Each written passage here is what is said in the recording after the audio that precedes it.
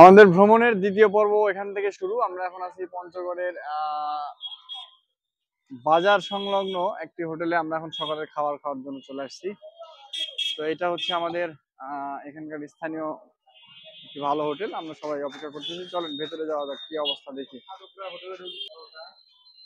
কি হবে ভাই?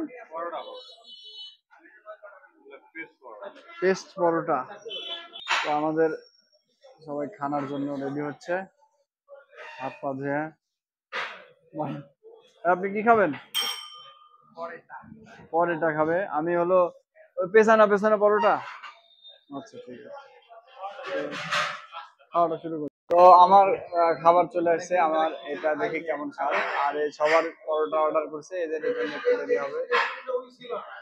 আচ্ছা, একটা উল্লেখযোগ্য একটা বিষয় আপনাদের সাথে একটু শেয়ার করি, খুবই গুরুত্বপূর্ণ বিষয়। আমরা এর আগে একবার আসছিলাম এই পঞ্চগড়েই, মানে কাকতালীয় ভাবে এই যে ছবিগুলো গুগল ফটোতে ছিল, তো এটা হচ্ছে 18 তারিখ ছিল জুন মাসের। আমরা আবার কাকতালীয় ভাবে আজকে দেখি 18 তারিখে আমরা চলে আসছি।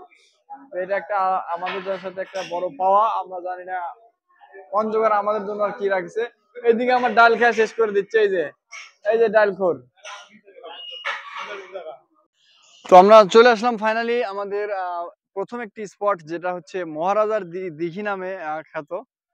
তো এই মহারাজার দিঘিতে আমরা উপস্থিত। এর বিস্তারিত আপনাদের সামনে তুলে ধরার চেষ্টা করছি। এটা অত্যন্ত বিশাল একটি দিঘি, এর চারপাশে সুবিশাল এরকম গাছপালা রয়েছে। আমরা মহারাজার দিঘি শেষ করে এখন আমরা তেঁতুলিয়ার উদ্দেশ্যে রওনা দেব। এখানে আমরা বাসের জন্য দাঁড়ায় আছি। এই জায়গাটা হচ্ছে বোট বাজার নামে খ্যাত, পঞ্চগড় বোট বাজার। এখানে আমরা অপেক্ষা করতেছি বাসের জন্য। এখান থেকে আমরা আবার তেঁতুলিয়া যাব। তো আপনাদের সাথে তেঁতুলিয়াতে দেখা হচ্ছে।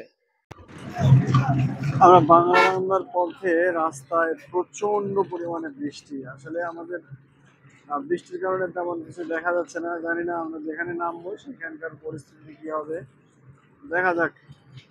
ফাইনালি আমরা বাংলাদেশের শেষ প্রান্ত তথা বাংলাবান্ধা জিরো পয়েন্টে চলে আসছি। তো আমার পিছনেই কিন্তু আপনারা দেখতে পাচ্ছেন ইন্ডিয়ার পতাকা। ওইটা হচ্ছে ইন্ডিয়া শুরু, আর তার এপাশে হলো বাংলাদেশ। আমরা এখন ওইদিকে একটু যাব। এই যে ট্রাক গুলো দেখতেছেন, এই সবগুলো ট্রাক হচ্ছে ইন্ডিয়া থেকে বাংলাদেশের দিকে রওনা দিচ্ছে। এখানে প্রত্যেকটা কিন্তু ইন্ডিয়ান ড্রাইভার। আমাদের দক্ষ সেনাবাহিনী সেই ট্রাকগুলোকে পরীক্ষা করছে, করার পরে তারা কিন্তু ইমিগ্রেশন বলে যেটাকে, পাস করে দিচ্ছে এবং গাড়িগুলো পাস হচ্ছে। এই হচ্ছে সেই জিরো পয়েন্ট। আচ্ছা, এখান থেকে বাংলাদেশের কিলোমিটার শুরু, যার কারণে এটা জিরো পয়েন্ট। আমরা 2018 সালে এর আগে এখানে আসছিলাম।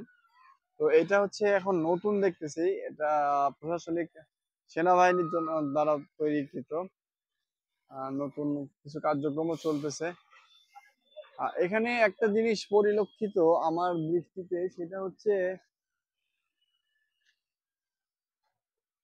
হয়তোবা ছিল যে ওই পাশে আমরা যেন অনেক বড় একটা ইন্ডিয়ার পতাকা দেখতে পাচ্ছি, কিন্তু বিপরীতে কিন্তু আমাদের বাংলাদেশে কিন্তু তেমন আমি পতাকা দেখি নাই। তবে একটা পতাকার এটা খুঁটি দেখা যাচ্ছে। আসলে এখানে পতাকা আছে, আদৌ থাকে কিনা আমি জানি না। তবে যদি না রাখা হয় তাহলে একটা পতাকার ব্যবস্থা করলে আমার মনে হয় অনেক সুন্দর দেখায় বিষয়টা। আমরা কিন্তু অপর প্রান্তে বিএসএফ এর সদস্যদেরকে দেখতে পাচ্ছি। তারা কিন্তু সোচ্চার তাদের দায়িত্ব পালনে। আমরা তাদের সদস্য হিসেবে একজন ডগকে দেখতে পাচ্ছি, এক্সপার্ট যে ডগ বলা হয় তাকে কিন্তু আমরা দেখতে পাচ্ছি। আর ঠিক উল্টো দিকে কিন্তু আমাদের বিএসএফ এর অপরে যে আমাদের কিন্তু বিজিবি ভাইরা কিন্তু তারাও তৎপর তাদের দায়িত্ব পালনে। তো আসলে মূলত এখানে উভয় দেশের উভয় উভয় দেশের আহ, উভয় দেশের আসলে বোঝাপড়ার মাধ্যম দিয়েই কিন্তু এখানে এই ইমিগ্রেশন ব্যবস্থাটা হয়ে থাকে। তো এ হচ্ছে মূলত বাংলাবান্ধা জিরো পয়েন্টের কার্যক্রম। তো আসলে মূলত এখানে আসার উদ্দেশ্য একটাই, যে বাংলাদেশের শেষ প্রান্ত শুরু যেখানে, সেটা আসলে তুলে ধরা বা সেটাকে একটু নিজের স্মৃতিতে স্মরণীয় করে রাখার উদ্দেশ্যে। তো বাংলাবান্ধা জিরো পয়েন্টের আজকের পর্ব এখানে শেষ। নেক্সট তৃতীয় পর্ব হয়তোবা পঞ্চগড়ের অন্য কোনো জেলায় দেখা হবে। সবাই ভালো থাকবেন, আল্লাহ হাফেজ।